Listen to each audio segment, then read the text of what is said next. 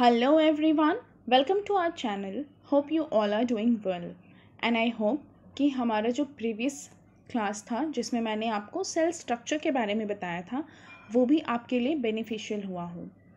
तो आइए हम आज का अपना टॉपिक स्टार्ट करते हैं एंड हमारे प्रीवियस क्लास के से ही रिलेटेड कुछ टॉपिक्स जो हैं हम वो आज फिर से पढ़ेंगे और समझेंगे।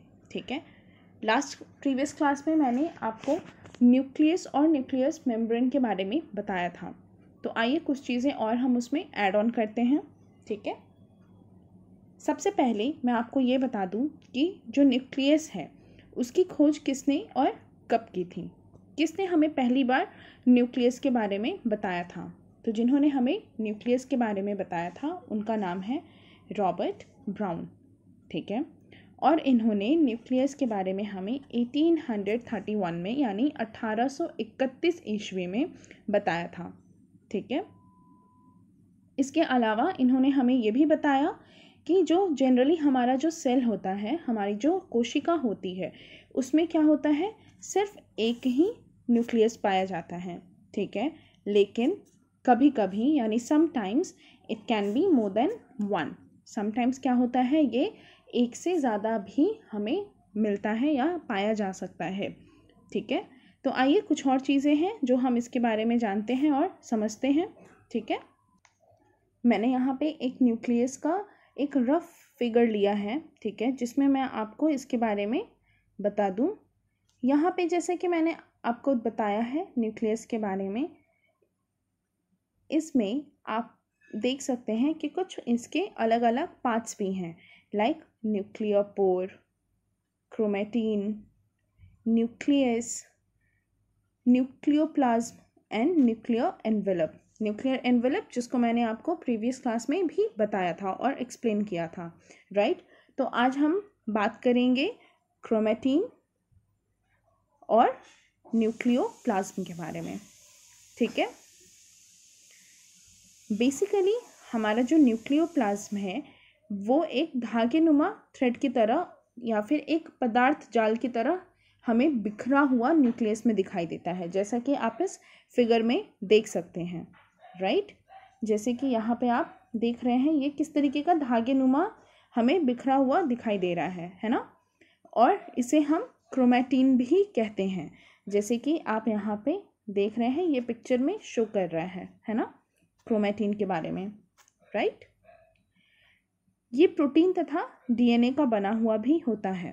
ठीक है, जब ये सेल डिवाइड होता है, ठीक है, जब हमारा सेल डिवाइड होता है, हमारी कोशिका जब डिवाइड होती है, तब उसके विभाजन के समय ये जो प्रोटीन है, ठीक है, सॉरी, ये जो क्रोमेटिन है, ठीक है, ये जो आपको क्रोमेटिन यहाँ पे दिख रहा है, ये क्रोमेटिन क्या करता है, सिकुड़ने लगता है। ठीक है, और छोटे छोटे एक आप बोल सकते हैं बंधन के रूप में संगठित हो जाता है, या एक छोटे छोटे धागे के रूप में ये संगठित हो जाता है। ठीक है, जिसे हम क्या कहते हैं, क्रोमोसोम। क्या कहते हैं हम इसे, क्रोमोसोम कहते हैं। ठीक है, आइए मैं आपको वो भी दिखाती हूँ कि कैसा दिखता है क्रोमोसोम। क्रोमोसोम जो है वो कुछ इस तरीके का दिखता है, जैसा कि इस पिक्चर में आपको दिख रहा है। ठीक है, क्रोमोसोम को हम हिंदी में क्या बोलते हैं, गुणसूत्र। क्या बोलते हैं क्रोमोसोम को हिंदी में हम, गुणसूत्र। ठीक है, और ये डीएनए प्लस हिस्टोन प्रोटीन से मिलकर बना हुआ होता है। क्रोमोसोम जो है वो किस चीज से मिलकर बना हुआ होता है, DNA plus histone protein. Okay, histone protein और डीएनए से मिलकर ये बना हुआ होता है हमारा क्रोमोसोम। ओके, आइए इसके आगे हम कुछ और जानते हैं, कुछ अलग अलग पार्ट्स के बारे में न्यूक्लियस के। हमारे न्यूक्लियस के, हमारे सेल के यानी हमारी कोशिका के कुछ और भी पार्ट्स होते हैं, जिसमें आता है Golgi bodies, mitochondria, endoplasmic reticulum. तो आज हम सबसे पहले एंडोप्लाज्मिक रेटिकुलम के बारे में जानेंगे और समझेंगे। ठीक है, एंडोप्लाज्मिक रेटिकुलम को अंतर्द्रव्यीय जालिका यानी कहा जाता है हिंदी में, और ये क्या होता है, डबल लेयर से बना हुआ सेल होता है, जो कि साइटोप्लाज्म में एक रेटिकुलम यानी जालीनुमा संरचना होता है, जैसा कि आप इस पिक्चर में देख सकते हैं। ठीक है, ये एक जालीनुमा संरचना आपको यहाँ दिख रहा हो, राइट। ये बेसिकली मैमल्स को, आरबीसी बैक्टीरिया तथा वायरस को छोड़कर अन्य सभी प्लांट तथा एनिमल में पाया जाता है। ठीक है, ये जो रेटिकुलम है ये वायरस, बैक्टीरिया, मैमल्स इन सब को छोड़ के बाकी के जो भी प्लांट और एनिमल हैं, जो उनकी कोशिकाएं हैं, उनमें ये पाया जाता है। ठीक है, इसकी खोज जो है सबसे पहले किया था किसने, गार्नियर ने, और इन्होंने इसकी खोज की थी सबसे पहले 1897 में। कब किया था इसका खोज इन्होंने, 1897 में। ठीक है, 1897 में इसके खोज इन्होंने सबसे पहले किया था। ठीक है, इन्होंने बताया था हमें कि ये जो एंडोप्लाज्मिक रेटिकुलम है ये दो तरीके का होता है। ठीक है, एक पहला होता है रफ एंडोप्लाज्मिक रेटिकुलम और दूसरा होता है स्मूथ एंडोप्लाज्मिक रेटिकुलम। ठीक है, जो रफ रेटिकुलम होता है उसको हम शॉर्ट फॉर्म में बोलते हैं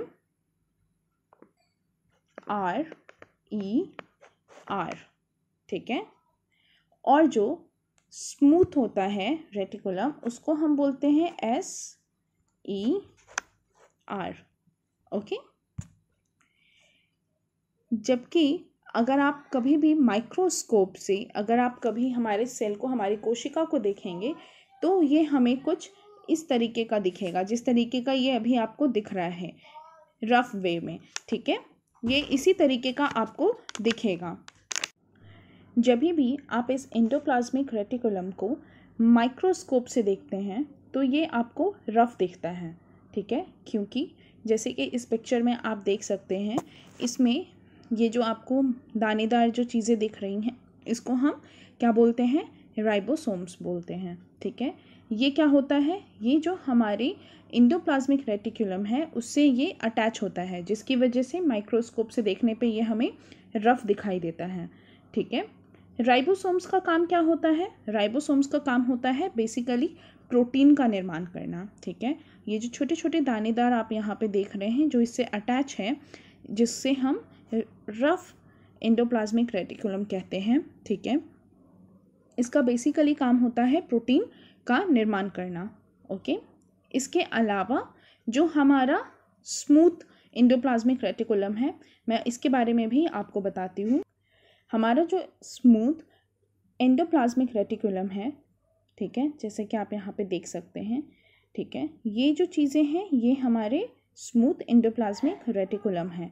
इसका काम होता है फैट तथा लिपिड्स के मॉलिक्यूल को बनाने में सहायता करना। ठीक है, जनरली इसका काम होता है हमारे फैट और लिपिड में के जो मॉलिक्यूल्स होते हैं उनको बनाने में ये हेल्प करता है, smooth endoplasmic reticulum. I hope कि आपको आज ये चीज़ें समझ में आई हूँ। ठीक है, और आप इन चीज़ों से रिलेट कर सकें। मैं आपसे फिर से रिक्वेस्ट करूँगी कि जो भी आपको चीज़ें मैंने बताया है उसका एक रफ़ फिगर, एक रफ़ डायग्राम आप बनाइए, ताकि ये सारी चीज़ें आपको आसानी से समझ में आ जाए और आपको कोई मुश्किल ना आए समझने में कि हमारे सेल में, हमारी कोशिका में कौन सा पार्ट, कौन सा ऑर्गेनेल कहाँ पे सिचुएटेड होता है और उसका क्या काम होता है। ठीक है, एक बार अगर आप ये फिगर बनाते हैं, एक रफ डायग्राम बनाते हैं, तो ये चीज़ें क्या होती हैं आपको समझ में आ जाएंगी और आपको इसको याद करने की या रटने की ज़रूरत नहीं पड़ेगी। ठीक है, क्योंकि जो चीज़ें अगर आप समझ लेते हैं ना एक बार, तो वो कहीं ना कहीं आपके दिमाग में फिक्स होता है। ठीक है, आपको अलग से उसको याद करने की या उस पर मेहनत करने की आपको ज़रूरत नहीं होती है। ओके, तो आई होप कि आज भी ये चीज़ें आपको समझ में आई हूँ।